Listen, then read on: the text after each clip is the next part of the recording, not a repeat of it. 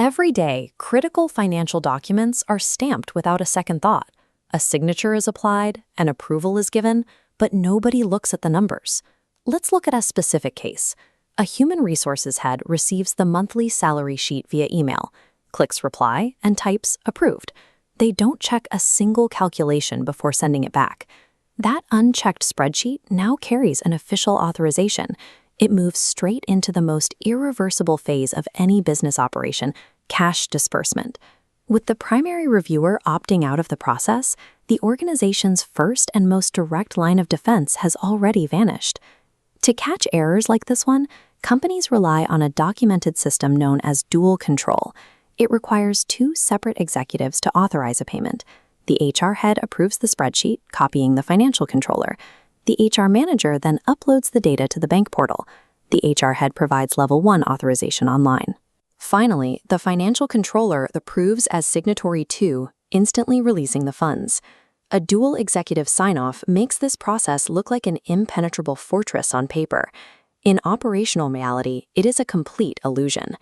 An internal auditor reviewing this process noticed that the HR head was approving the initial email in seconds. So the auditor sat down with the financial controller and asked a very direct question. When you log into the bank portal as signatory 2, exactly what are you verifying against the HR email? The financial controller's answer was surprisingly simple. They read the email thread to confirm the HR head's approval, look at the grand total on the attached Excel sheet, and ensure it perfectly matches the grand total of the file pending on the bank portal. If the numbers match, they click Approve. The controller is not checking a single individual line item. The second layer of the dual control system is effectively doing nothing. Auditors call this specific vulnerability the grand total trap. It is a false sense of security derived entirely from matching bottom-line numbers. Between the moment the HR head approves the Excel file and the moment the HR manager uploads the text file to the bank portal, there is a highly dangerous window of opportunity. The HR manager has unrestricted access to alter the data. Let's look at the first exploit, known as account alteration.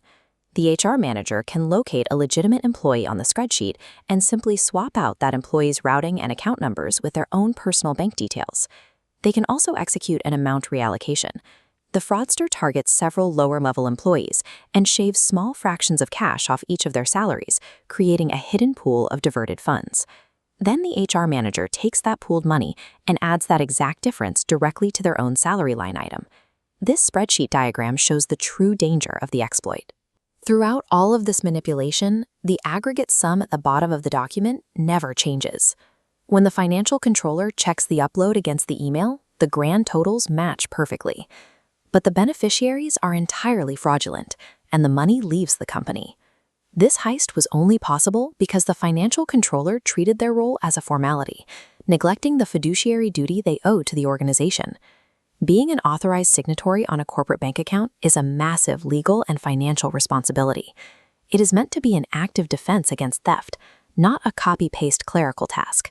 Authorizing a payment based solely on a grand total is a catastrophic failure of internal controls. Think about how payments are approved where you work. What are the true responsibilities of a bank signatory in your organization? This list shows the 5 attributes every signatory must verify before releasing funds. First is validity. You have to ask, is this actually a legitimate business expense? Second is accuracy. Are the individual mathematical computations within the file correct?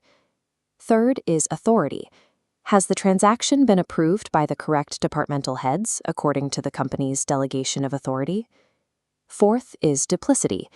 You must guarantee this is not a duplicate file or a double payment for the same period. And fifth is beneficiary. You need to confirm the funds are going to the correct, verified bank accounts of the intended recipients. Take a hard look at your own internal controls. Debate these 5 responsibilities with your team, and stay vigilant against the traps hiding in your spreadsheets.